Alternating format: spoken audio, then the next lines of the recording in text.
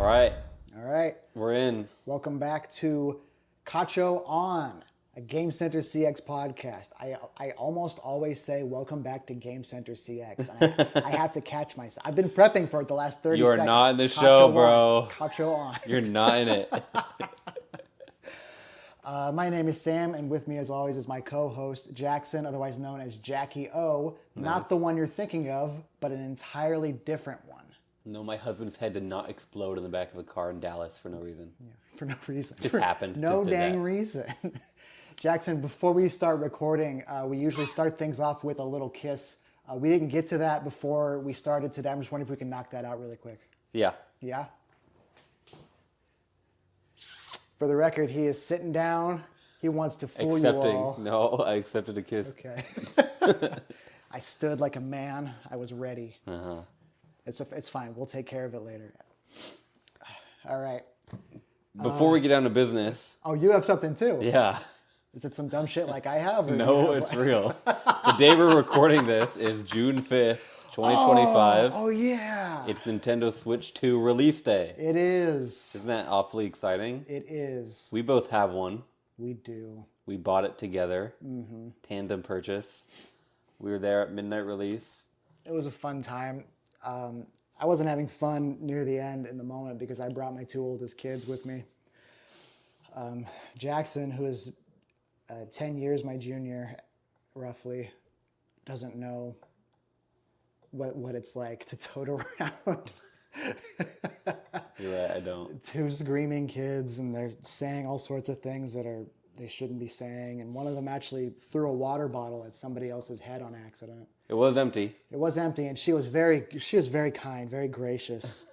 Must have kids herself. Man, if you're listening, come on the show. Thank you. For If you happen to be outside of this specific Best Buy, then come on down. I have hope that pretty soon I will get to play my Switch 2. Yeah. It's been almost 24 hours since I purchased it. Probably 22 at this point. 22, yeah. I have high hopes. I got to set it up. It is fun to set up. It feels so You good did your to transfer? play. Yeah. Yeah. It made me realize how dirty my Switch 1 screen is. Yeah, mine's pretty beat up too. Yeah. Some of the bits of plastic around the outside has fallen off completely. The kickstand doesn't have any latch. It just kind of wobbles. How about that kickstand, though? The new one? Yeah. Yeah, it's cool. Very sturdy. It's awesome. Well, that's enough from our sponsor anyway.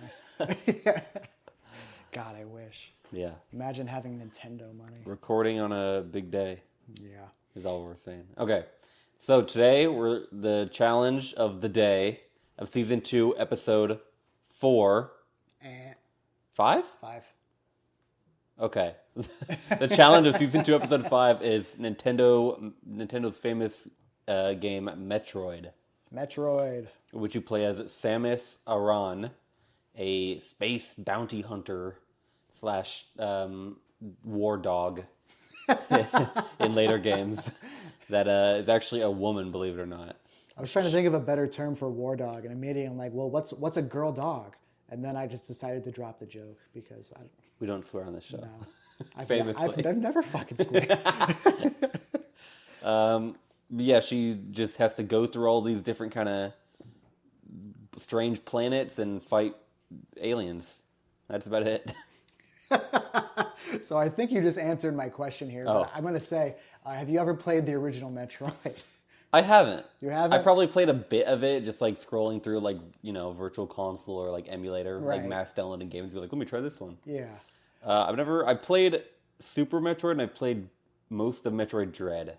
I mean, so you get the gist. Yeah. There's nothing that happens in Metroid that you're not going to see done again and better in Super Metroid or Metroid Dread or any of the 2D Metroids. Yeah, they're all pretty much the same, just except for how they look. Right. Oh, God. Metroid Zero. That's actually a remake. That's the Game Boy one? Yeah. Yeah. Zero Mission. Yes. Yeah. Thank you. You ever play Not Another Metroid 2 remake? No. NA M2R? I followed its development pretty closely. I knew someone who was really into that. Into that game specifically? What, do they speedrun it or something? No, they just or liked it a lot. I don't They know. just think it's neat. I would just go over and they'd always be playing it. You try and talk to them and they just start shushing you. I'm playing Metroid. I have played this before. I beat it once over a decade ago, early adulthood, and then again recently in this last year. Oh, really? Yeah. I'm sure the latter, the former not using save states, the latter most likely because I have things to do now. It's cool to see where all of these trademarks of, the later games in the series and also Metroidvanias in general. It's Never cool been a to fan of that see- title. Me either. It's cool to see sort of the proto origins of this. But other than that, like I've said, it's nothing we haven't seen before in later games. I agree. There's a lot of stuff that we'll kind of touch on later on that struck me as very kind of funny, just being used to later Metroid games.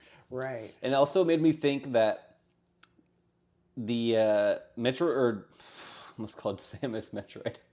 Samus's sprite is like, because she's known for her armor being very bulky. Her sprite is not really that bulky. It's kind of the same It's as just a not. person. Yeah. So it makes me think that they made the sprite and then they made the like art later.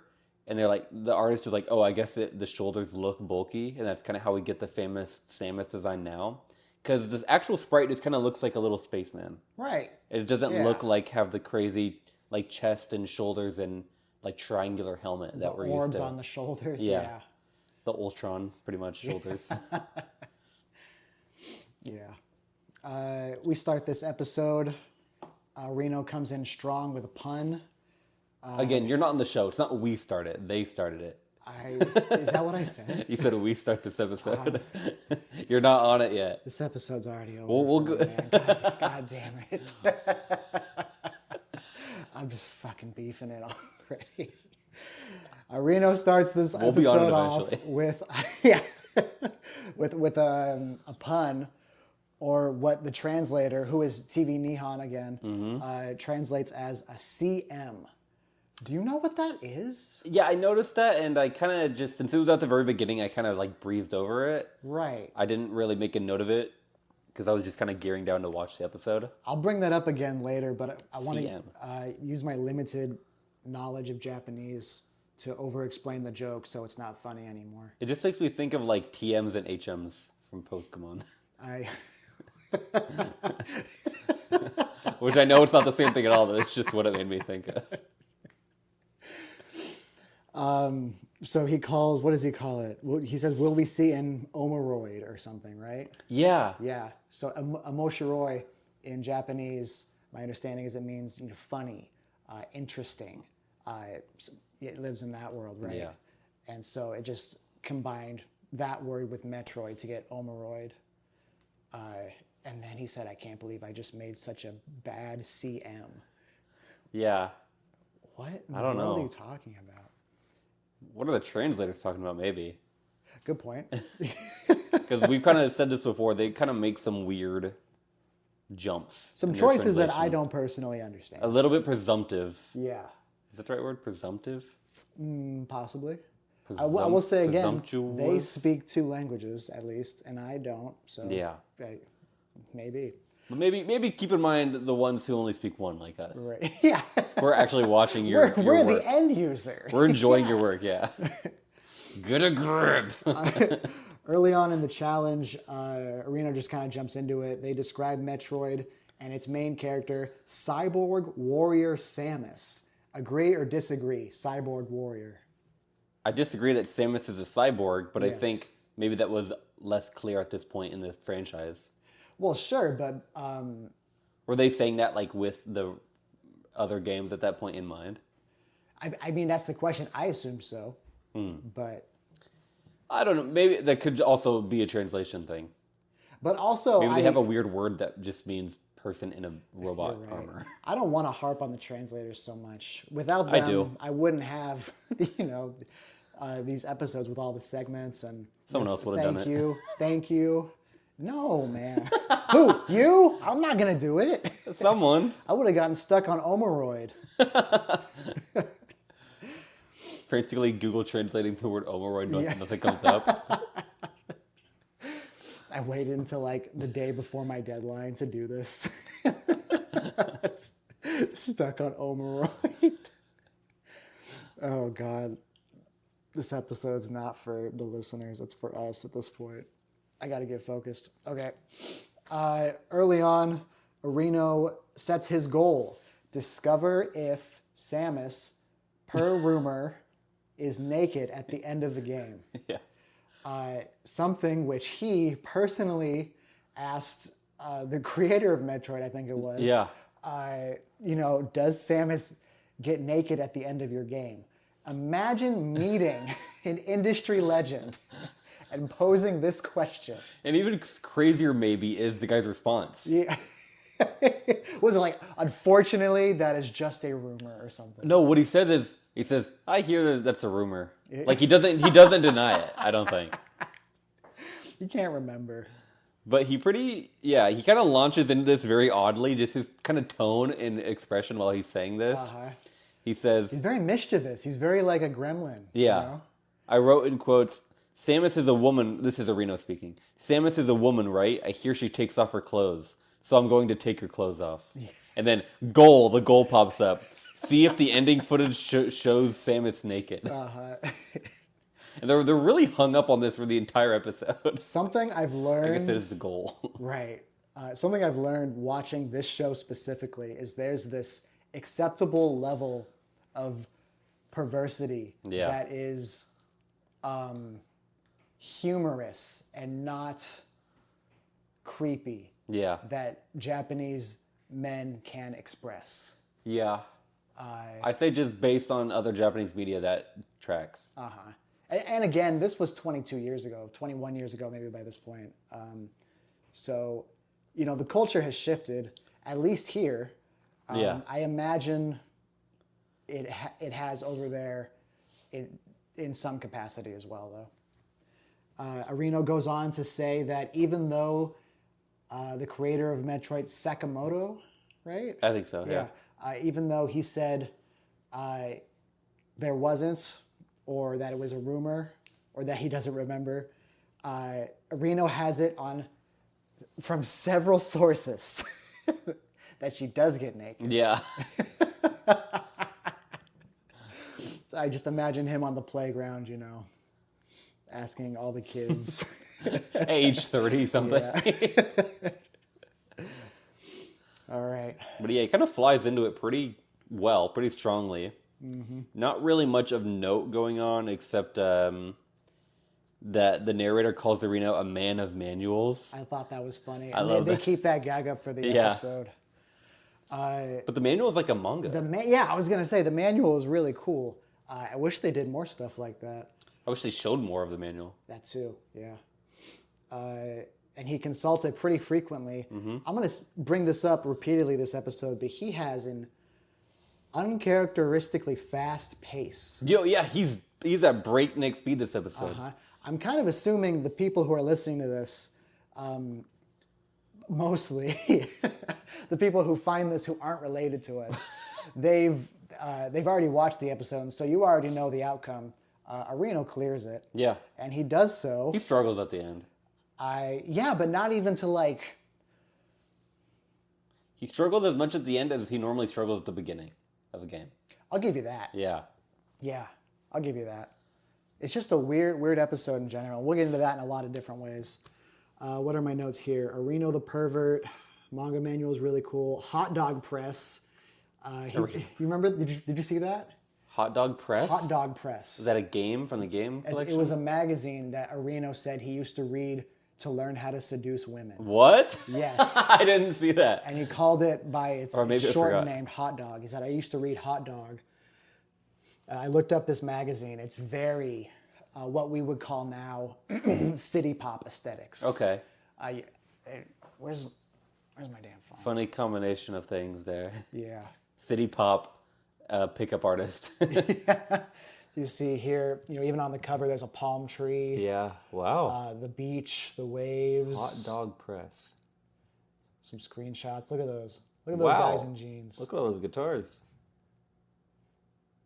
Very blue. Yeah. I think I'm gonna look more into this because this is very much. Sorry, listeners. We know you can't see, but it's very interesting. Yeah. Give it a Google. Hot Dog Press magazine. I wanted to bring it up. I think it's a nice insight into Japanese culture. I'll probably read more about it. I'm interested by that. Hell, I'll buy a few. Who cares? He has a do you think before this?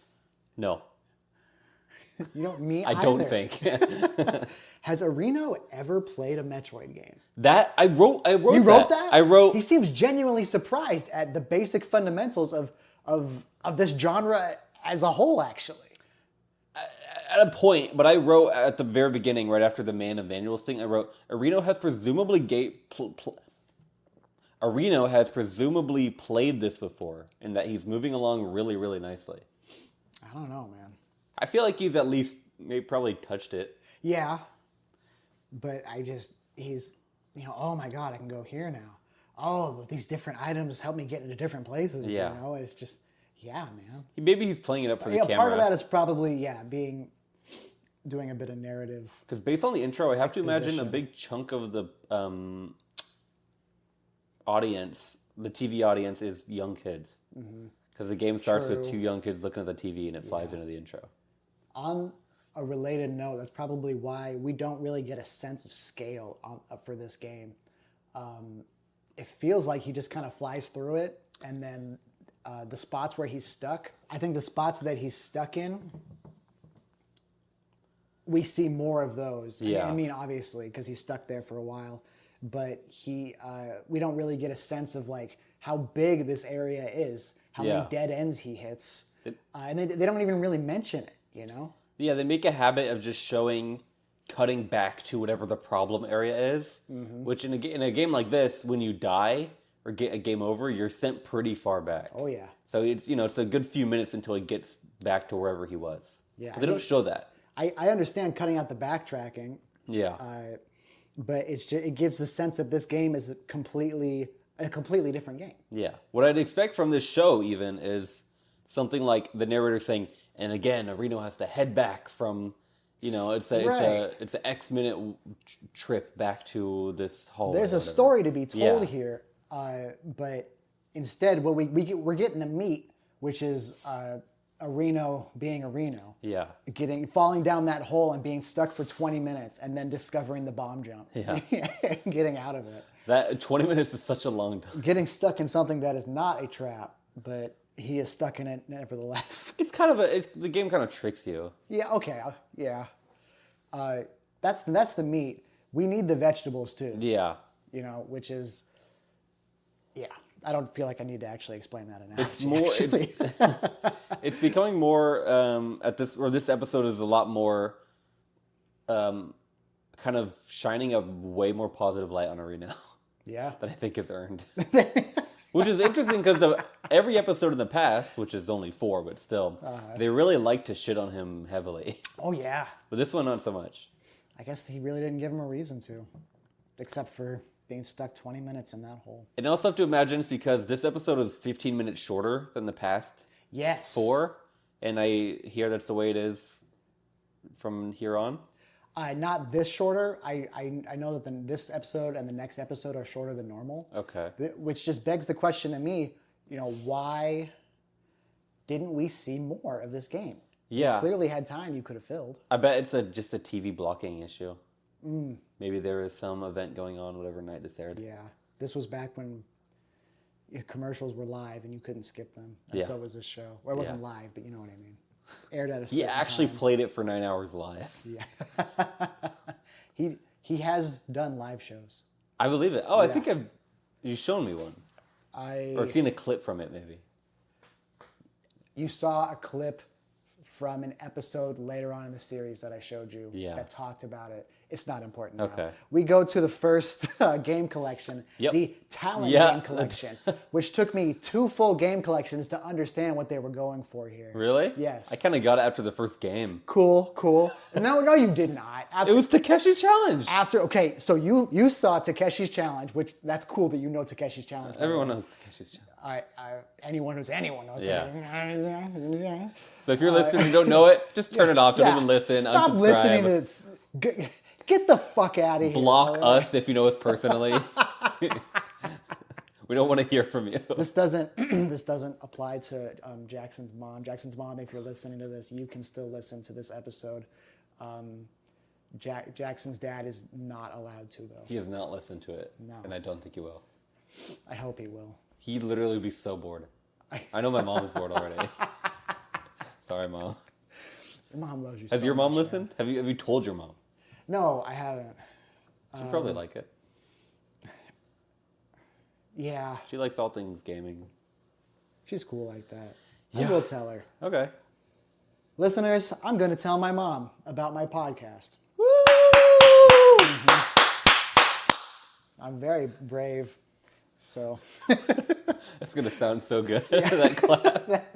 it hurt my ears.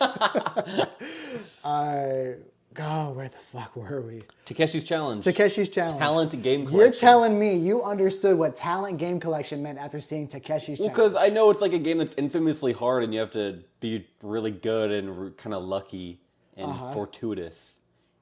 And I feel like, and I got it. It was like, it's games that you have to be really good at to beat. I wouldn't be surprised if Ghosts and Goblins showed up here. They require talent to beat. If I told you that Talent Game Collection meant something different entirely, would you have an idea about what that could be? Based on TV shows? No, just based on the games we saw. No, I know, but that the games are based on TV shows? Oh, yes. Yeah, well, Yeah. rather they feature popular TV, Japanese okay. celebrities at the time. I can believe that. But it also That's felt why. like... That's why I couldn't believe you got it from Takeshi's Challenge. Well, I felt like a lot of the games were hard that they showed.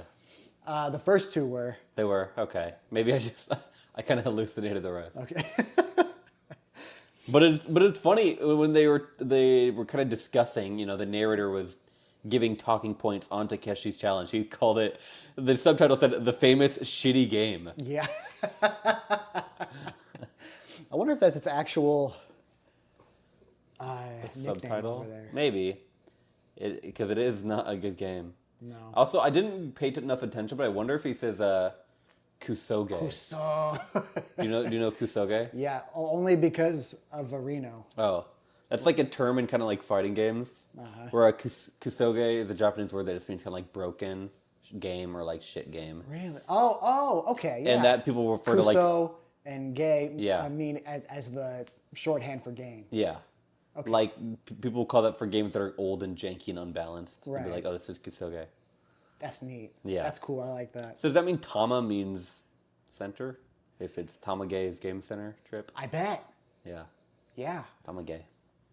I didn't realize that gay was just shorthand for game, as in like the English pronunciation. Is that what you're getting at? I still don't know that. I think it's a fair assumption at this Yeah. point. Because they say game obada Right.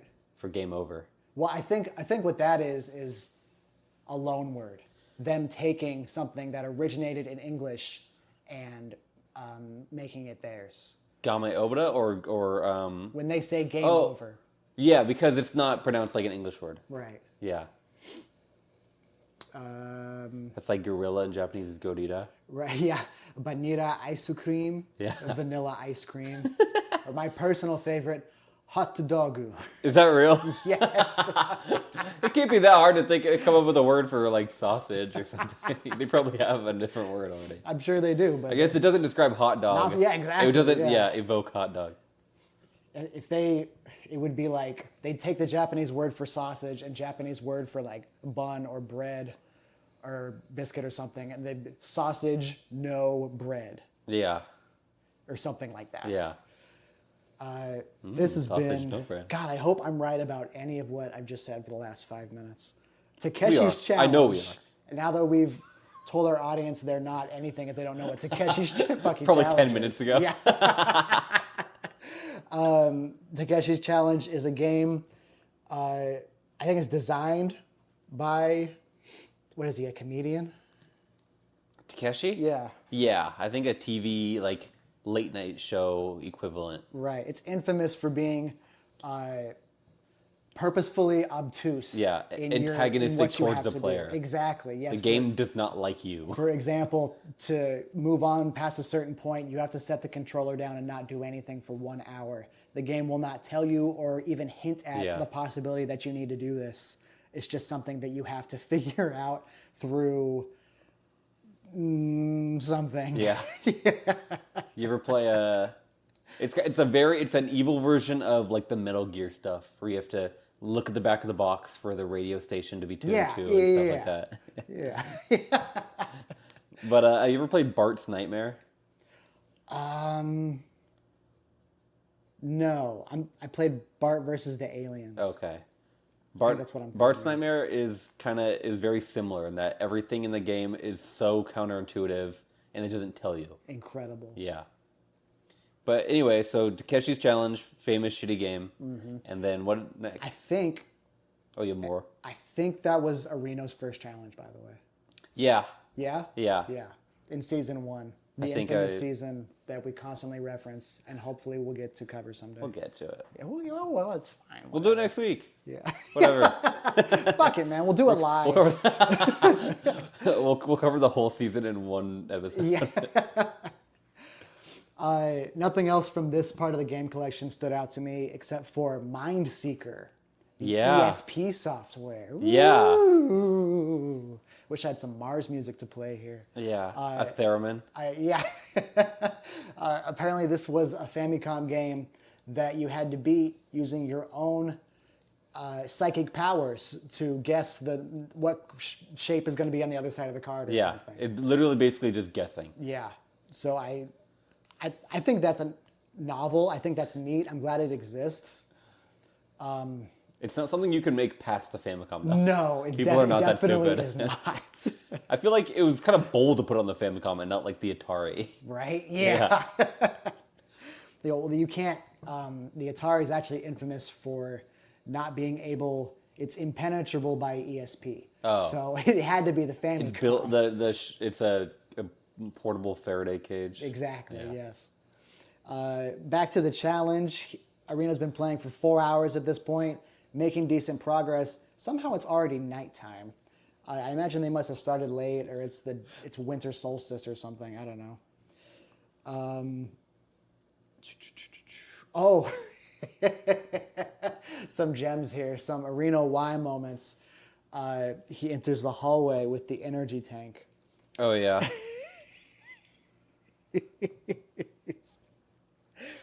And he's so happy. he's so joyous. He runs straight for the power up, and he falls down an invisible hole that takes him back 20 minutes. Blinded by his greed, Arena falls right for the trap. Which is classic Arena. Yeah. Well, who can blame him, really? Honestly, no. That's as designed. Yeah. Here's the kicker. It takes him 20 minutes to get back. Mm-hmm. And then he falls again. He didn't remember where the hole was. He jumped too early and ended up jumping straight into the hole. Which, when we say hole here, it basically is, it looks indistinguishable from the rest of the floor. Right, yeah. You just have to know where it is. Exactly. Which was a classic visual trick of game design at that time. Yeah. And was accepted back then. Is not so great to do nowadays. Unless it's Dark Souls. Just have random walls that you can swing at and there'll be a door. I wrote down that I think this is a great example of the faux dramatic tone of the show. Yeah. The dramatic music. Big heavy drums. Exactly. Yeah. The close-ups. Yeah. The narrator popping in to explain the stakes. Yeah. The text, the red, sharp text. Right. That will show up. And this is all against the backdrop of a 30-year-old playing a video game. Yeah. So with a very snazzy jacket. Yeah. Yeah, God, I want one of those so bad. Windbreaker with its light blue. Yeah. But moreover, it's also a great example of, I found when he finally made it over the gap the third time, I caught myself this is so stupid. I was watching it and smiling and nodding. Yeah, it's cool. You're like, yeah, you got this, Arena. It's like watching a monkey learn how to, play one of those games in a lab to get a peanut. Like you're like, yeah, he's learning. I don't know, man. I don't know if we can use that analogy. Why? Not for any weird reasons, just because I think it's reductive. But for people who haven't seen the show, that's maybe Okay. they've experienced this emotion. It's the satisfaction of watching an underdog succeed. Yeah. It's, Monkey and Peanut. it's a monkey learning not to shock itself. Yeah. Yeah, he gets to Ridley, Yep. a famous or infamous character throughout Metroid. Very funny in this game. And they called him a mini boss. I thought that was disrespectful. I mean, physically he's pretty mini, but Yeah. he's like maybe, I don't know, 1.15 times the size of Samus. He's Samus's greatest enemy. Yeah. Her most persevered enemy? Quantitative. Her most quantitative enemy. He's in most of the games. The enemy that keeps coming back, damn Yeah. it. The enemy that The keeps one that giving. has caused her the most trauma without getting into Metroid lore. Yeah. And Which, like most Nintendo games, is very lacking and kind of disappointing. trauma? No, the lore. Oh, I was going to say, look up Rosalina's origins. We all know the book that makes you cry. Yeah. I forgot about it for a good 10 years, and I was playing through Galaxy again. I'm like, oh my God. Yeah. I never read it as a kid because I was just wanted to play the game. Oh my God. But yeah, I mean, he's so famous, he's in Smash Brothers. Yeah. And they called him a mini boss, just disrespectful. I'd say that's a fair... From what they show else of this game, there really is like, for what you would traditionally call a boss, there's one. Yeah, It's at the very end. The way he's kind of positioned in the room is not very threatening. no. He doesn't move. He has wings, but he doesn't move. Doesn't he go up and down? No. Okay. He shoots balls that go up and down. All right. But so he walks in, he sees Ridley, and he immediately backs out of the room. Yeah. Whoa. And then the king, I wrote, it cuts to another game collection. Just something to add before we go to this. Oh, hold on. Yeah. Okay. Because he attempts to fight Ridley. Oh, before the ad break? Yeah. Or before the... He gets 2 game overs, I believe, before Okay. the ad break. And This is my first arena why. I I was a lot more generous than you. I wrote that using the screw attack, which for those who don't know what the screw attack is, it's a reoccurring power up in the Metroid series that turns Samus's jump into an attack. Yeah. He uses the screw attack to try and beat Ridley, and he's constantly taking damage, and a lot of it. I wrote down that was an interesting strategy. Do you have a different take on this? I said, Jackson? on first contact with Ridley, he just uses the screw attack, but he's also very clearly taking tons of damage. You can see in real time how much life you have left.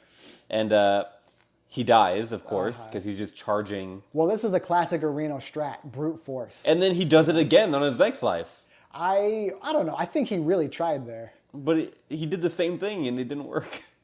He used the screw attack again? On a second life, yeah. I remembered it And differently. he died.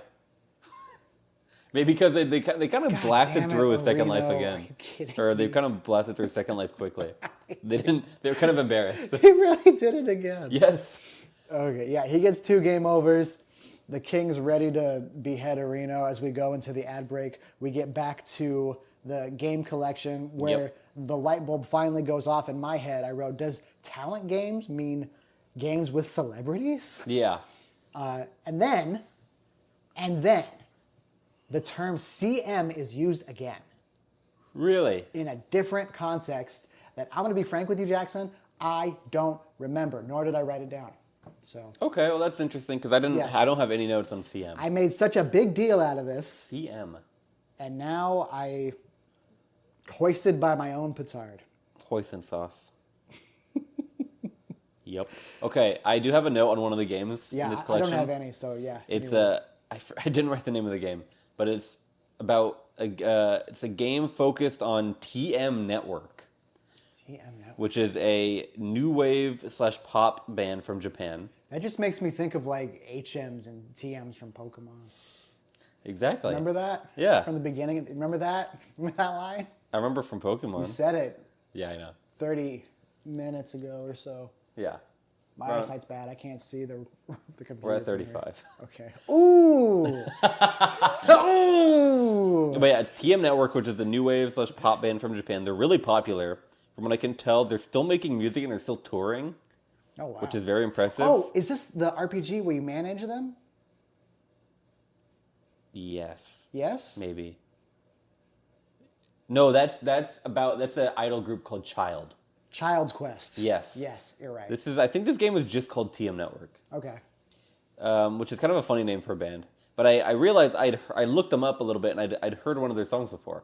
No way. One of their songs is used as the credit music for the movie Mobile Suit Gundam Char's Counterattack. Their song Get Wild also. Apparently, I had never heard it, but it's very, very popular and is covered a lot. You'll have like Vocaloid covers that are still coming out. Wow. Yeah.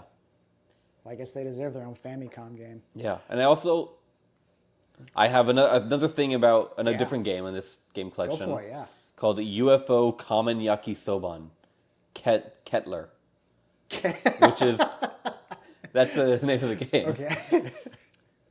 Sorry, I cut it. Let me get. Oh, sorry, I didn't read the full name. Let me get a. There's more? Yeah, UFO Kamen Yaki Soban Kettler no Kuroi Inbo. Nailed it. It's a Super Famicom game. Ooh. And is based on a series of commercials for Nissin Foods. Their instant UFO is called UFO. It's like the line UFO Yakisoba noodles. There's a bunch of ads and apparently a straight to DVD movie. Or VHS, I guess, movie about this character. I feel like I don't understand the words coming out of your mouth. I can't make them make sense as a sentence. Hold on. Let me flip this back to you. This is a game about a series of ads that was made into a movie, is what I got from that. It's based on characters from the ads and unrelated. The ads were so popular, a full movie was made. Oh, like when they tried to give the Geico Caveman a show. Yes. Okay. Exactly, pretty much. And there was a game made off it. Yeah, UFO Kamen Yaki Soban Kettler no Kuroi Inbo. Man. I think that speaks to, I was thinking this earlier, I didn't write it down, I don't think, but I think that speaks to, what a huge craze this was and what everybody thought was going to be the next big thing was Games? celebrities in video games. Yeah. You know? But this is just a TV mascot. Which we've had mascot games here. Famous, yeah. Like Mickey.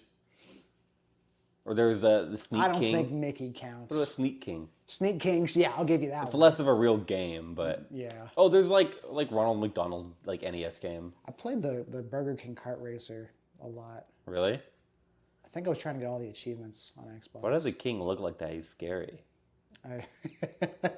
You can't just ask people why they look like that. But he's a fake head. Jesus, Jack man. in the Box is a perfect real guy food mascot because he has a big lollipop head. Like normal people. Yeah, when I was a kid, I had this little thing of the Jack in the Box guy's head, like basically a ball. It was like foam, and I was obsessed with it. I gotta tell you something honestly. I'm so fucking hungry, and this is making it so much worse. I'm realizing now I don't think I've really eaten today outside of this is my third energy Don't say drink. poop again. Oh, okay. What? Shut the fuck. Eats craps, guys. That was good. That was good. Okay. Wait, Yep. because I'm trying to fill for time. Again, this is like a 40-minute episode of Game Center CX. I want to ask you. I'm trying to get my son into Gundam. As somebody who doesn't know much about Gundam, The show? the franchise and at large, I guess. I know, but I guess when I hear that, I'm picturing more like the model kits. Yeah, that will. I'm sure that will come naturally. They're kind of too young Yes. for the building process because they have the Mega Man one. I tried to do that with my second child. I've specified second child so you would know who I'm talking about and why that was a particularly challenging endeavor. Son, if you're listening to this in the future, I know you know that I love you. Dangerous tools for that kid for Gundams. But yeah, It's more delicate too. It's a delicate operation. And easy to mess up the whole thing. This is not a delicate boy. No. So, where do you think I should start?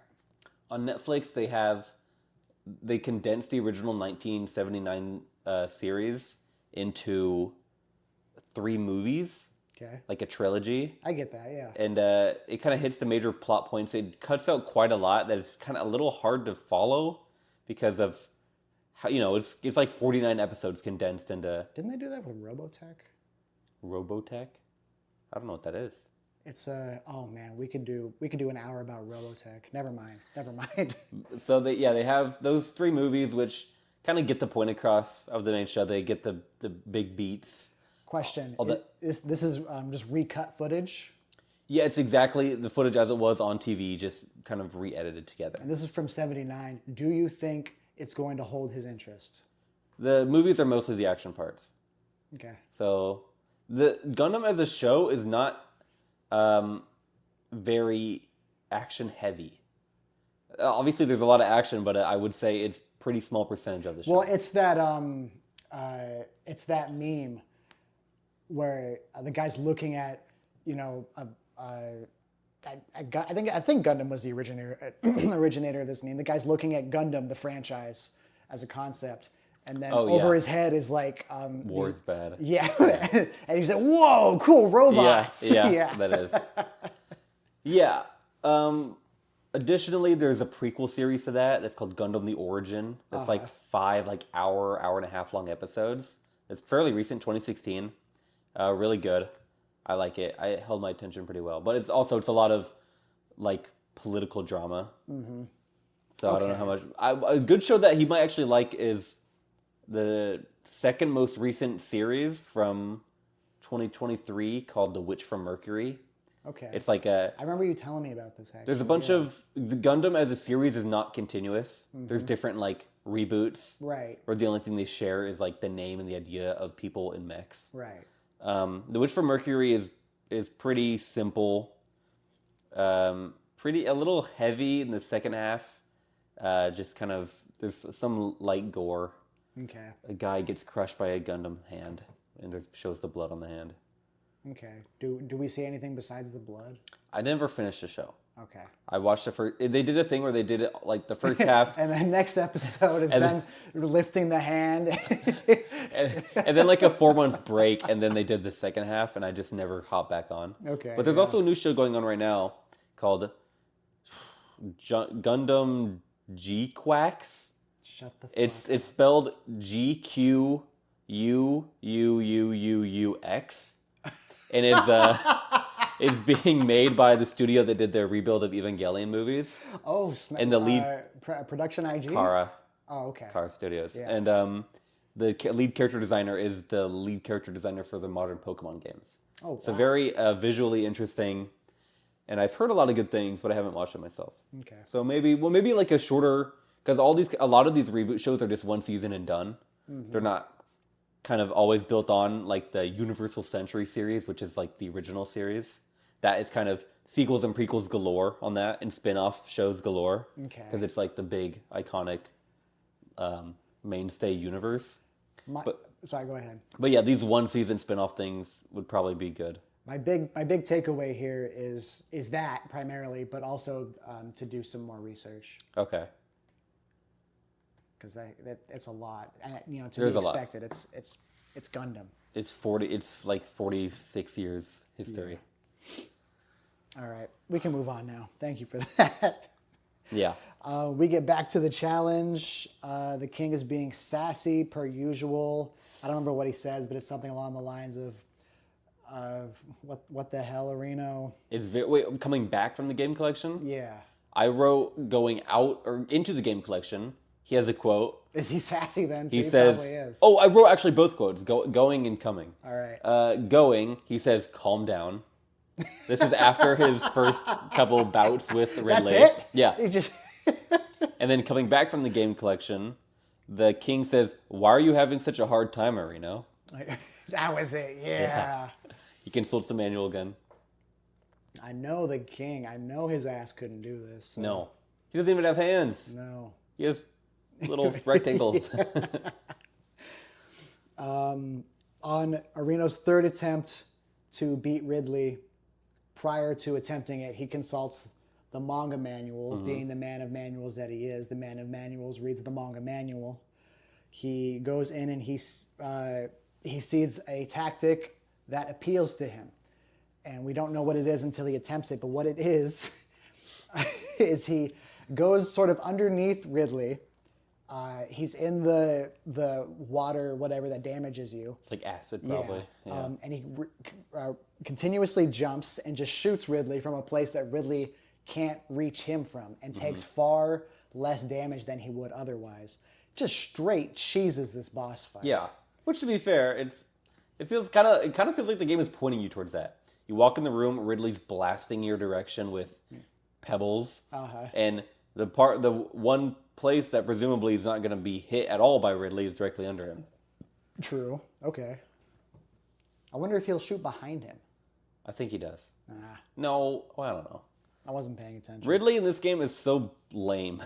Yeah, I going back to what I was saying before, I guess at this point they didn't know, what Ridley was going to be in the future. Yeah. So He looks like a Flintstones cartoon dinosaur. yeah, He has, just a pterodactyl. he looks like a Toriyama kind of cutesy monster. Ooh, that's a good, Yeah. Absolutely. Akira Toriyama being the inventor of Dragon Ball. Mm-hmm. Rest in peace. He cheeses Ridley. The words on screen. Each word, the first letter is capitalized. His great foe, Ridley, is defeated. Yeah. And at this point, Arino shows us, the man of manuals turns his manga manual around to show us what the tactic was. And it was that tactic, and it was described as the path of cowardice. Yeah. The way of the cowards, they wrote. And he feels remorse. He's, I didn't want to beat it this way. Arino, you were pretty giddy about it 60 seconds ago, okay?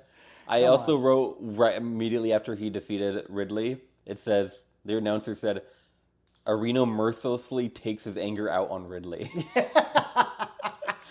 Which is funny because when it shows Arino's face, he's just like kind of, stoic expression, just looking at the screen. He's got a lot of upgrades by this point. Yeah.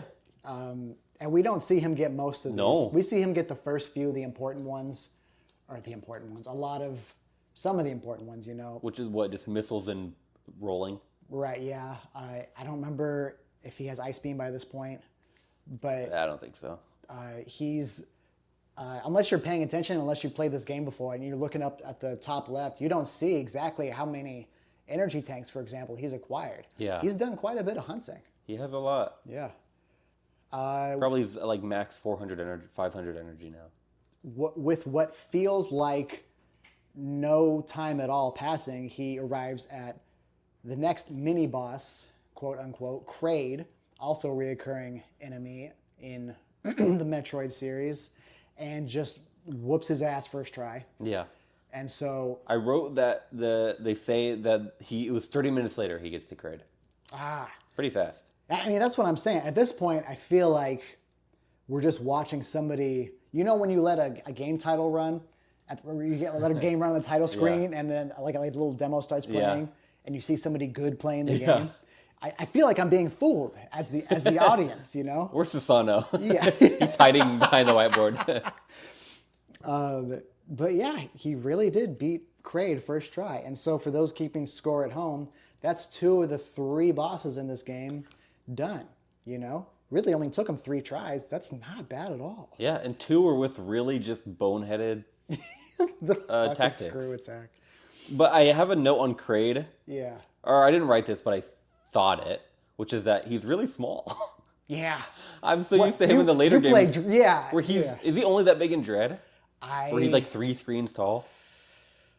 I know he's pretty big. Like maybe he's one full. Gets bigger and bigger. I think in Super Metroid he's like one full screen is like his belly up. They keep feeding him. Yeah, he's not that big. In this game he's like the same height as Ridley, aka the same height as Samus. But Ridley also gets bigger too. Not that much. Big enough that people were saying Ridley could never be in Smash because he's too big. That's true. But yeah. But Kraid gets his like Godzilla size. Yes, he does. He's also very cartoonish in this game. Mm-hmm. 7 hours have elapsed. Yep. At this point, we have no frame of reference for this. Arino is beating the game. Yeah. He's doing it well. Is T... That seems like a pretty good time for this game if you're going in blind. Yeah. When did he do this part? I wrote classic Areno HP grinding. Was it when he was dying at the Metroids? Yes, I wrote Metroid appear and he loses 700 energy really fast. Yeah. Actually, to be fair, they really fucking, for lack of a better phrase, they'll suck you dry in no time flat, you know? It's tough. Little jelly bellies. I can't believe I didn't even get a smile out of you for that one. That was crazy. I thought for sure. It's just commonplace with you at this point. Think that you appreciate me. There, I said it. Oh my God. And we'll talk about this later and in future episodes, but I'm just putting it out there for now. Feel free to publish this episode and edit it. Okay. Please. Please don't make me do that. Why is the game named after these things? After, I don't know, in the initial one. It makes more sense in later games. The Especially narrative is, the narrative, really. Yeah. The narrative's more structured around these creatures. Initially, though, I have no idea. They're only at this one part of the game at the very end. Now, it's also funny, even later on. I think she's here. I think her mission is to eliminate them. Oh. Metroids as a whole? Which is weird that you'd think they'd even show them earlier in the game. That is an interesting choice. Yeah. It's also even funny, the name of the series is even funnier later in the chronology, because I think the intro cutscene to Dread says, oh, as far as the Federation is concerned, all Metroids in the galaxy are gone. At a certain point in the series, the Metroids are gone. Yeah. It's too late. Very funny. Yeah. We can't call the game luck thereof Metroids. Would you play a game called Lack Thereof? I would play a game called In and of Itself. Dude, Lack Thereof, I feel like would be like such an annoying indie game. Oh my God. With an unbearable narrator. Yeah. And it's really boring, but everyone likes it because it thinks it's art. Yeah. No, I think you really hit the nail on the head. Someone's going to make this now. You just willed that into existence. Lack thereof. Yeah. He gets into the final boss chamber. He finds Mother Brain. Yep. He. Areno's the guy. I was thinking of Samus. God damn, I'm tired. We're at the final stretch. Yeah, we're here. Mother Brain also, just more discussion on the game itself. Very weird boss for a game like this. Where the only other two bosses in the game are like alien monsters. Yeah. This is just a brain with spikes coming out of it in an actual jar. That's a really good point. And its attacks is it has like drones shoot at you. I'd like to look more into this, where somebody wrote this scenario. Yeah. I saw their name in the credits. On the Wikipedia, let's see, there's a writing credit. By. Writer, Makoto Kano. Is that a woman? It's a woman's name. Oh, no, it's a guy. I guess Makoto's pretty androgynous. Yeah. Where was we? Mother Brain. Where art thou? He gets Mother there. Brain. He's trying to fight Mother Brain. To fight Mother Brain, you have to to beat Mother Brain. You have to shoot 30 missiles into her while avoiding projectiles coming at you from all directions. Areno. Frankly, it does not look that hard. Slightly easier than Areno made it seem. Yeah. Oh, wait, is that what I meant to say? I think much easier. It is difficult. Is it? I feel like I've done it on like an NES remix challenge or whatever. Yeah, it's not top 10 hardest boss fights or anything. Yeah. But there is some challenge to it. I think, frankly, because it was a game of its era and just hitboxes not being exactly where you think they are. We haven't even done the Tamage. I know, right? Yeah. Okay, we gotta blast through Mother Brain. We sound so happy to be here. I was thinking about that on the way here. Like, I wonder if Jackson still enjoys watching this show. I like it. I do. I honestly do. I like talking about it more, I'll admit. We're just like, it's just one of those days. Yo, Limp Bizkit. Yeah. He keeps running into Mother Brain. Yeah. He occupies the same space as her and is constantly shooting. Yeah. And you get surprised when he dies. He keeps running into her. Yeah. Oh, because it kicks him back, right? Oh, is that why? Okay. I imagine like he collides and he bounces back. Oh, I was thinking like the projectile maybe is forcing him into Mother Brain. Because now that I'm remembering it, I think he's just jumping in. I stand on the platform before. That's what you're supposed to do. Yeah, the projectiles knock you off. Yeah, but no, but he was in the whole next section, the one directly adjacent to Mother Brain, just falling in the acid, jumping, and occupying, the same space, getting damage and falling down. Right. Over and over. Well, what I'm wondering now is I assume that he was pressing left and running into Mother Brain on purpose. Yeah.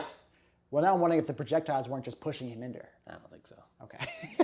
It's a Reno. Yeah. We can make a fair assumption. He dies, and it's a really bitter defeat. So bitter that one of the cast members, I'm going to try and recreate this. You can hear it faintly. You remember. So, Yeah. for real? Yeah.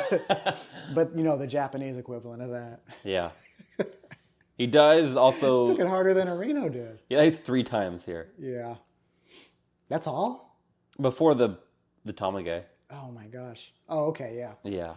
We're at a running time of 9 hours on the game. Reno's thumbs hurt, and they make a big deal out of it. There's a dramatic close-up on Reno's hands. He says my fingers are doing this, and he's just bending. What? It's like that's what they're supposed Yeah. to do. He specifically says, I think, my fingers feel like they're doing this. And he's just, for those who can't see, which is everyone, he's just bending the second joint of his thumb.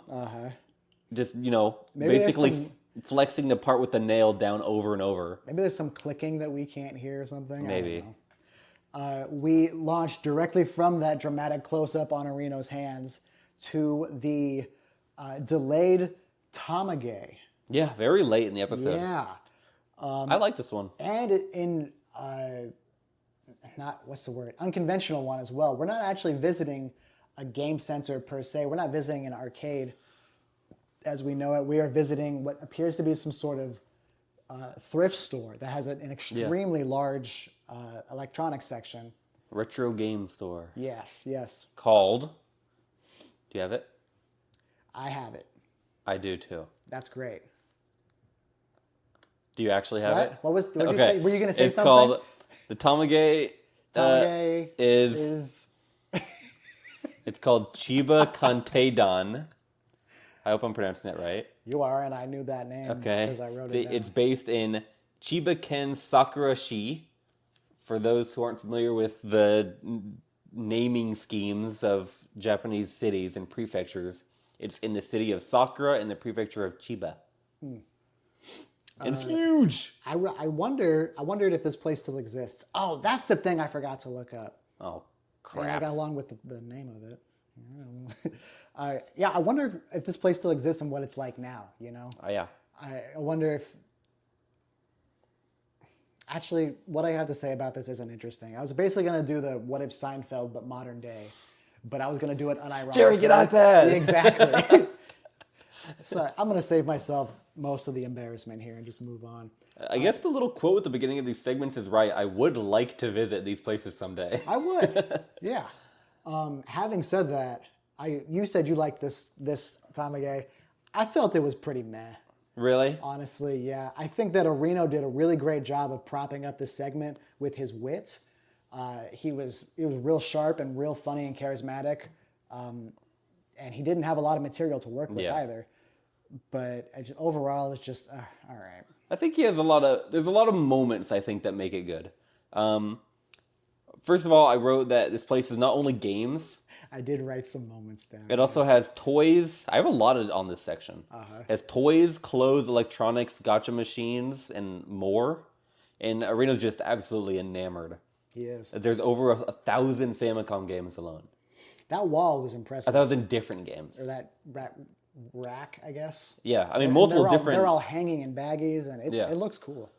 And I also wrote here that the woman who's narrating this segment, it's always a woman during the Tamage segments, different from the normal. Did you see her name up there? Yes. And I'd never seen that before. I'm wondering if that's us or if it has never been there before. I feel like the way I noted it jumped out at me makes me think it was never there. Right. Before. And we both. Yeah. Yeah, the fact that we both know. Yeah. So, yeah. Her name is Yuko Takeda. Would that be the right pronunciation of the last name, or is it be like Takeda. Takeda? No, you got it. Yeah. Takeda. Which I wrote. I looked her up to see if she was relevant to the show. I gotta walk that back. I don't know. And Okay. I'm the wrong person to ask. I'll stick with Takeda. Okay. If you have any complaints, you can leave a comment, and I won't be If you reading have it. complaints, I'm so excited that you listen to our podcast. Go harass our That's Twitter so and Instagram cool, man. profiles. Awesome. Which I also run. But the narrator for all the Tamagate segments is, as I said, Yuko Takeda. She's now retired from everything. Yeah. She used to work. Sorry, that's just. She doesn't work anymore. But she didn't. But the thing is, it's interesting. She didn't just do stuff for this show. Uh-huh. She was just an employee of Fuji TV. That's kind of what I was wondering. If she was just someone who went around and did narration for Fuji TV. She did narration and announcement from 1994 to 2017. You know why? She was good at it. She was really good. Yeah. It perfectly suits. It's a great contrast to the antics of Areno. Just kind of lays everything out very plainly. Mm-hmm. And also, I read when she retired, her official title at the station was the Deputy Director General of the Announcement Room. Yeah. So she was a bigwig. My God. Yeah. But there is a whole laundry list on her Wikipedia about shows that she did announcement for. A lot of like news stuff too. So it's kind of funny maybe having the producers come to her with this show and being like, can you just read this about this? And she's like, okay. And this is, I should say at this point, this is not the same narrator during the challenge segments. Right. This is that is like a guy with a rushed kind of voice. Yes, a more the stakes are higher sort of tone, Whereas Yuko Takeda here is very relaxed, I'd say. She makes you want to visit these game centers, so to speak. Mm-hmm. But the reason I mentioned her is because at this moment, when Arena's looking at all the 1,000+ Famicom games, she says, game fans will probably start drooling unconsciously. I know I did. The store has a unique top 30 section here. A manager, I guess, employee curated top 30 section for Famicom games. What was the top? What does that mean? Like what? I on the shelf. That. Yeah, but what top 30? What? Just like their favorites? Yeah, presumably, like what they think are the best 30 games. Oh, okay. And I wrote some honorable mentions. That number 1 is Tetris. Right. Yeah. Which I can't blame them. Right. It's a good game. Number 3 is Takeshi's Challenge. Sure, having a bit of a laugh there. Yeah. Bronze medal for that. Yeah. Where you part of the game is you don't touch a controller for an hour. All right. When they're there, they also find a couple of used copies of games with signatures on them. Reno is just dead set that you can't buy that. Somebody wrote their name on that. Yeah. You can't buy that. It's the way, like, on the inside of a jacket, you might write your name in case it gets lost. Right. It's like that, but it's, it's little kids' handwriting writing their name. Yeah. The first one he finds is Yoshi's Cookie. Yoshi no Cookie. Yeah, which is very funny. And it has the name Asako Sakuma written on it. And I wrote down this name because Reno kind of spends a lot of time on this. He's like, Asako Sakuma, I wonder where he is. Oh, I can't buy this, it's his. See, that's how I know that I was kind of tuned out during this segment, because it was just, that's actually a good bit. I just didn't hear it because I was so uninterested in this. There's a few more too. Mm-hmm. At one point he finds 2 copies of the same game. I don't even remember what it was. And something they unremarkable. Were colored differently. Yeah, one was orange and one is black. Mm-hmm. And he says, "What are they? What's the difference?" And he looks closely at the black one, and there's a sloppy paint job, right? And that the paint has kind of bled over to the sticker label, and he realizes, someone just repainted their cartridge for seemingly no reason. Yeah. And he makes a funny remark here. He says, if you buy a car and repaint it, the value goes down. I guess it's not the same with the Famicom game, because it's the same price as that's what I'm talking about. He really, in my eyes, he kept this segment afloat. Yeah. You have more notes than me. You keep going. Okay. So at this point, he's kind of thinking about what to actually buy. There's a section with rare games that are all very expensive. nothing I recognized or cared that much Oh, about. that tax software. Oh, I thought that yeah. was cool. It was like 100,000 yen, and it was. I've heard of that before. It teaches yen, the The software. game. Okay, The game. yeah. And it teaches you how to do taxes or something. I don't know. Yeah, Famicom game that was distributed by like, whatever the equivalent of the IRS is, I guess. What a wild concept. Yeah. I'd like it. I wonder if our IRS, the American IRS, has ever put out like a crappy flash game, in mid 2000s. It's too much effort. Yeah, a crappy flash game. No, anything that makes the experience for taxpayers any easier, the IRS would not do. Anyway, enough about the state of our government. At the end of the trip, they find like mystery bags that are just goodie bags that you can't. I got it. Hold on. Oh, When he's playing the games, just the squat. yeah, That's all. That's all. yeah. He's demoing some of the games on a little TV on the ground, and he's squatting. He's got this powerful stance. Yeah. It's amazing. Strong calves. His, in quotes, he was described as friend and fellow staff member or something. I guess that's not a quote because I can't remember it exactly. Yeah. Kibe. He's a writer for the show. I don't know if he's appeared before this, but he becomes a very reoccurring character. I wrote early Kibe appearance. I was very excited to see him. He's like Abe. Before they even said his name, I was like, that's Kibe. That's Kibe. The Leo Yeah, leaning forward and pointing. Yeah, about the bags though. Go on. So the idea is they're of varying cost and presumably varying value of stuff inside them. And you just grab one and you buy it, and there might be different toys or games or game accessories or stuff in there. But he realizes they're taped shut, but on the corners of the mouth of the thing, you can peek in with one eye and kind of see what's inside. Right, yeah. So he looks at a bunch of them, and he sees one where there's a little toy of a penguin looking up at him, and it scares him. So he decides to buy that one and a Super Famicom / Super NES Super Scope. Oh yeah, he went whoa bazooka. Yeah. Apparently very cheap. He remarked that it was really cheap. But he bought it, and I don't even know what it's for. What game is it for? It's an item in Smash Bros. Yeah, I don't know. I'd like to know. Kind of cool looking. I'd like one too. Would make a cool Nerf gun. Yeah. I like the image of him and Kibe peeking in the bag. Yeah. Peeking in the same bag at the same time from different corners. Very childish, yeah. But so him and Kibe both bought mystery bags.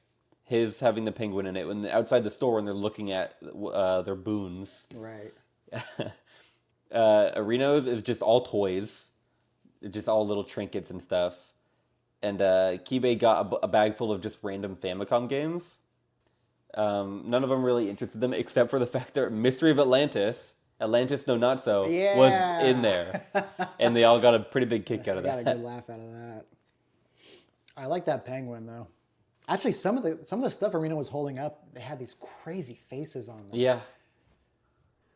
I wanted. Must be pretty pedestrian there because he was not impressed by any of that. He said a celebrity wouldn't buy this on purpose. Celebrity. That's the end of the Tomago. Yeah, from there we launch into the third section of the game collections. I got a whopper here for you, but first the 99 no Meitante, that game about all the guys that look like Tingle from Zelda. Oh yeah. Yeah, that looks exactly like my jam. At least aesthetically, that's everything. I wish you could inject it into me. Unfortunately, the game is probably not that great. Right. I did not look it up because there's only so much over a lifetime disappointment that a soul can carry on its shoulders. I mixed up a lot of things there, huh? Yeah. We get the gist. Yeah. But the last game in this collection, Owarai Yoiko no Gemu Do. Any of those words sound familiar? A game? Wait, say it again. Well, besides Gemu. Okay, say it again. Owarai Yoiko no Gemu Do. Isn't Yoiko like a Greek yogurt? Oh, I thought you were going to get it. Oh. Yoiko is the name. Well, hold on. Oh, So this game. okay. It's been like a week since I've seen this episode, probably. Oh, okay, yeah. by the way. It's a WarioWare type sort of RPG game. Yoiko? No, Awaru Yoiko no Gemudo. Oh. It was produced by the comedy duo Yoiko, consisting of members Shinya Arino What? and the other member of Yoiko. Really? Yes. I didn't know that. Yeah, They're advertising his own shit on his own show. Come on. yeah. What? And it's funny you should say that, actually. Bring the king in. Get this shit out of here. Because immediately after this game, they launch into. And Oh, yeah. I've used the word launch a lot today. I'm noticing this is the one time Switch to launch day. It deserves.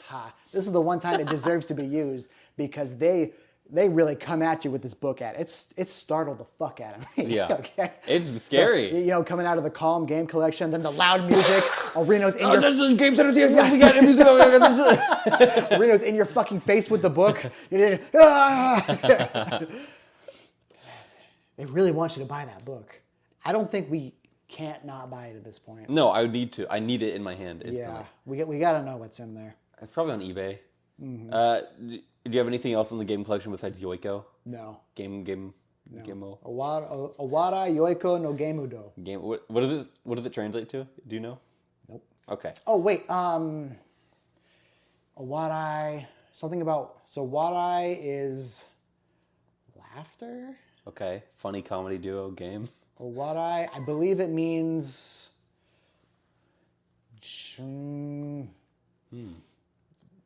Japanese comedy. Awadi? Awarai. Japanese comedy group. Hold on. I'm just looking it up now. Is a broad word used to describe Japanese comedy as seen on television. Oh. Ooh. Nice. Oof. So it's just saying like it's essentially saying stand-up comedy action name. And so I mean stand-up comedy might be the wrong word for it. Japanese comedy. I'm putting it in like in a North American sense. Okay then, yeah. It'd be like stand-up comedy, Jerry Seinfeld game or something. Right? Yeah, when you put it like that, that's a really Japanese title, actually. Yeah. It looks cool. I'd play it.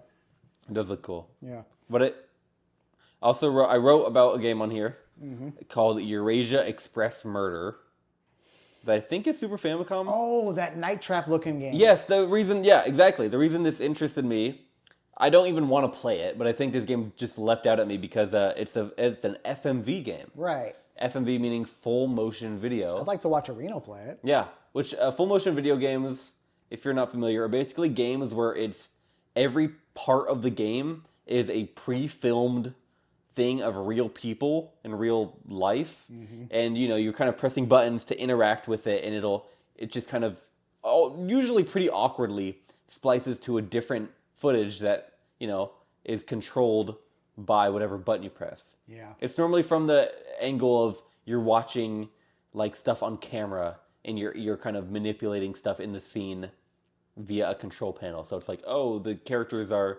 reacting to stimuli you're doing. Right. Yeah. I don't think that's what. I think that just the protagonist was the camera's viewpoint. The camera was the protagonist's viewpoint In this game. Yeah.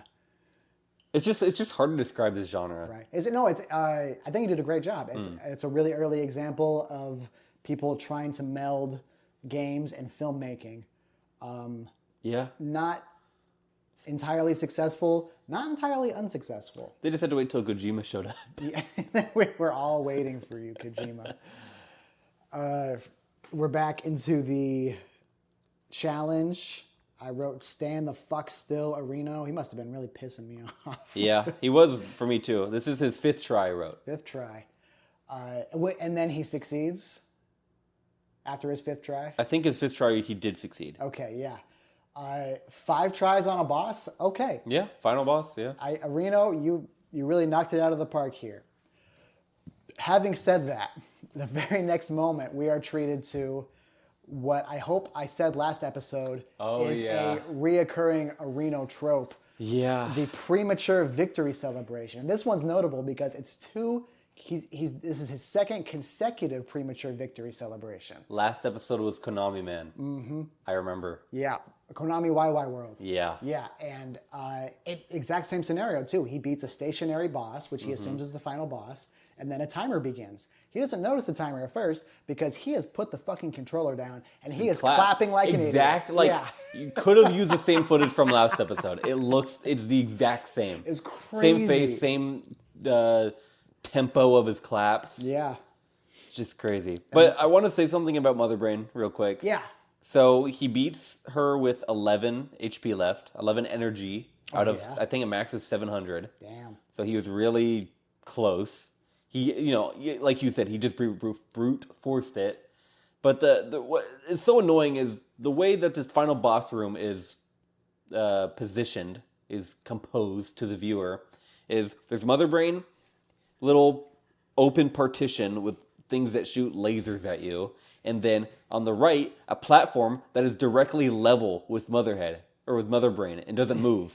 And it's pretty obvious. You stand on it, you shoot missiles, and you jump when the lasers shoot at you. Yeah, his gaming instincts were not kicking in there. He just did not care. No. But more power to him. Yeah. 5 tries off of his tactic is not bad. Yeah. We've seen worse. Despite his premature victory celebration, he still manages to escape back to his ship before. Oh, that's another similarity. He has to escape on a spaceship. Yeah. Do you want to write down the time? It's just a cat. He's playing with a bag. Okay. Anyone who has a cat knows. Okay. He's fine. Any cat heads out there? Yeah. This time, it does not impede him from reaching his spaceship. Yep. And so he successfully completes Metroid. Very generous timer on this game. Yeah. I was shocked. It's been so long for some of these episodes, I genuinely don't remember how most of them end, if he completes the challenge or not, with some exceptions. I remember the ending of Ghosts and Goblins. Yep. I remember some really famous ones, some famous stretches of victories, some infamous famous stretches of defeats, etc. But again, I'm being re-surprised a lot. Yeah. I thought for sure he was going to fall down that elevator shaft. Yeah, me too. It does look like hard. 100 times, and then somebody was going to come in and fire him or something. I don't know. Sasano himself is going to take the mantle of Kacho. In his wildest dreams. But yeah, so he gets to the spaceship, and at this point he is so insanely excited to see if she's going to get naked. He cannot wait. A Reno no pervert. Yeah. But the show, I wrote here, the show puts so much suspense into it. It drags on for 30 seconds before it shows the actual ending footage. And nothing happens. No. She stays suited. She She lifts her arm or something. A quick primer. I love that pose. Yeah. Very Black Panther. Yeah. Oh God. I mean like the group, not the Wakanda Malcolm Forever X thing. Yeah. Okay. Oh yeah. So a quick primer on endings for Metroid, depending on how fast you beat the game, and I don't know if it's in this game or if it starts in later games, how many items you discover as well. That determines the ending you get. And historically, the different endings are how many clothes she's wearing. Yeah. And so in some regard, Arino was correct. She will take off some of her clothes to varying degrees. I believe there's 5 different endings. Yeah. The worst one being she takes nothing off, it's just her. And she doesn't even do a pose. Right. She just stands there. Oh, yeah? Oh, so he didn't get the worst ending? No. I think the worst is 10 hours. My God, Arino, how are you so good at this game? That's why I said at the beginning, I think he's played it before. Yeah, that's a good argument in its And also, favor. I know you said that he was surprised by, the stimulus the game presented. But it could have been him, trying to explain to the. I think. And it's also I think you're right. 2004 at this point. It's possible he played it 15 years before. It came out in '87. So yeah. 86 in Japan. Which, by the way, just so you know, Arino's Japanese. God, where was I? Oh, the best ending is. Oh yeah. It shows her in a swimsuit or a bikini or something. 2-piece. Yeah. Yeah. That's as good as it gets. He was so disappointed. Yeah, he was crushed. He was. He really thought how the rest of his night went, maybe the next day, hinged on whether or not he was going to see this 8-bit pixelated naked lady. Yeah. You know, just crushed. And so was the king, actually. Yeah. Pervert king. But he's so disappointed that, like, much like the Ghosts and Goblins episode, he employs Sasano to get the true ending. Yes. But he does it with so little luster. He just says, Sasano, get us the true naked ending. I don't care anymore. Which, by the way, there's no on-screen AD in this episode. Yeah. So that this is, by default, the AD MVP moment. Sasano beating the game in less than an hour. Yeah. Go Sasano. Pretty quick. But I guess they showed the map of the game earlier in this episode. It's not that big. It's not terribly big. No, it's pretty tame compared to modern standards. Which, to be fair, this is the first of its kind, I'd say. Yeah. I thought this episode was a weird one in terms of pacing, in terms of which content they chose to show. Weird blocking. In terms of, AD, yeah. In irregular Tamage segments. Yeah, at the end, almost. A strange choice for the game collections. I like that it's all themed, though. Yeah. I don't think the episode's bad. It's just really different from what came before and what comes after this as well. Not a good representation of the show as a whole. Except there were some really great Areno moments in there. He really shined in episode 5 here. I think one of his best tools of comedy that he employs a lot is when he plays like a fake serious moment and he tries not to laugh. Yeah. He's just like in the Challenger one. He says shut up, let me do this. Yeah. He says shut up, everyone. Yeah. But he's really trying not to laugh. He's doing like the tight-lipped smile. Right, yeah. Yeah. He's playing into the He's the boss. the fake premise of the show. Yeah. Yeah, those are really great moments. We are halfway through this season. Really? Yes. He's had 4 victories and 1 defeat. If we can call it I that. know. But officially, it's counted as a defeat. Do they keep score at the end of the season? I don't remember if it comes up in this season. It does come up sometimes. I'm a Ghosts and Goblins defender. Yeah, Ghosts and Goblins truther. Yeah. Yeah. How do you predict the rest of the season is going to go? I think he has 1 or 2 more failures. Yeah? I haven't looked at what the games are. I know the next one is Solomon's Quest. I don't know anything about that game, but it looks hard. Oh, wait. Hold on. Episode 5. Yeah. 6, 7, 8. One of them's a 2-parter, so there's 4 games. Oh. I think, okay, I'll put my bets down now. He has 1 more failure this season. Okay. What's the 2-parter? I believe it's Super Famicom Prince of Persia. Oh, okay, cool. So that really unique platforming, Yeah. I wonder why that was 2 parts. Well, I guess we'll find out. You'll have to listen or, watch it yourself. Hopefully an interesting Tamage. I do I'm a big fan of the Tamage segments. Oh, yeah. Probably my favorite part of the show. So you can find a lot of these episodes subbed, but with the segment parts cut out. The game collections, the Tamages, the interviews, whatever other weird shit he's doing. Which is really disappointing. The vegetables. Yeah, exactly. Yeah. Yeah. It's not the full meal. But like good ones. Yeah. Like potatoes. Not that bullshit. All right. I got nothing else. I'm excited for Solomon's Key. Oh, that's what it is. A little insight into Areno. And not to give anything away. Yeah. Because I honestly don't remember how it ends. But puzzle games are his jam. Really? Yes. Okay. Did you ever play Zelda 1? I guess we'll see. Probably. Yeah. Yeah, he probably has. All right, that's all we got for this episode. Thank you for listening. Jackson and I have a little kiss to get to, so goodbye. Yeah. Scram, get out of here. I'm trying to kiss my co-host. What were you going to say? What? I don't know. That's a good place to stop. But I was going to say, if you guys, as you might have noticed this episode and the last, we do a lot of tangentializing. We branch out and talk about stuff not so related to the show, and I like it. I think it's a nice kind of break in the pace.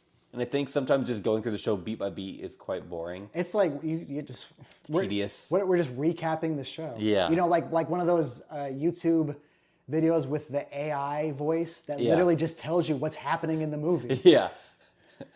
That's so funny. That's a good way to describe it. Is that what you want? Anyway, we enjoy this style a lot.